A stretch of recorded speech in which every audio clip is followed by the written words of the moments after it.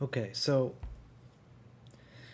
I've been thinking about how to implement curved board sections inside of like chess engines and such. So let's take this for example. I have a bunch of extra space, uh, and let's say for some reason, whatever variant I'm working on, I'm just going to move this into the middle so it's a little bit easier for me to work on. I want to add like a 8 square long like curve arc that goes out here and in here, and then do the same thing on the other side, right?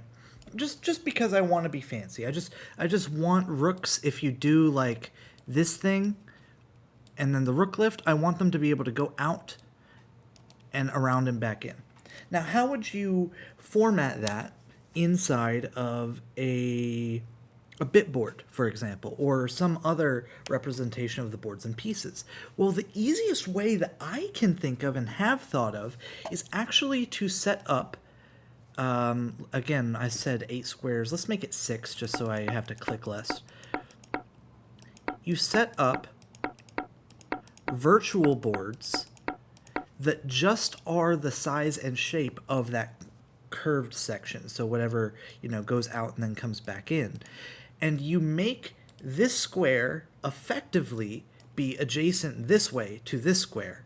And then this square effectively be adjacent this way to this square. And you can keep track of that internally and have whatever visuals you want. And this allows you to add the curved sections.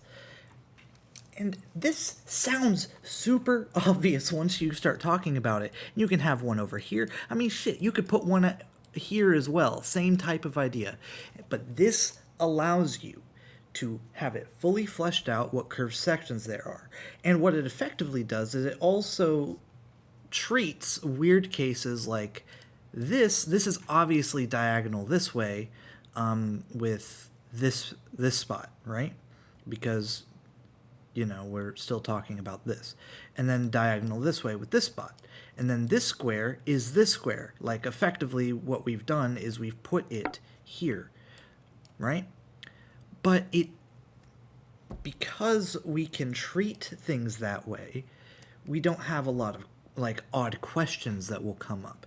But then the thing here is like, oh, this goes here, right? But then it's also going here on the same loop.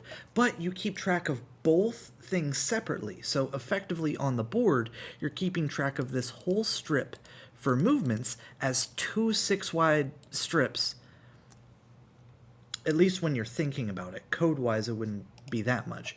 So this square for a knight movement goes here, which is there, and then here, which is there. And luckily I got the colors right so they match. And that's kind of funny. And it just is, right? But that's how you can do it. That is literally how you code on the curved sections. And I think that's great. Because, like, I've been thinking about this problem just because that's what I do for fun. And also because working on these things is, it's helpful for my long-term goals. Anyways, I'm looking forward to this because that actually seems like it's going to be kind of fun to code.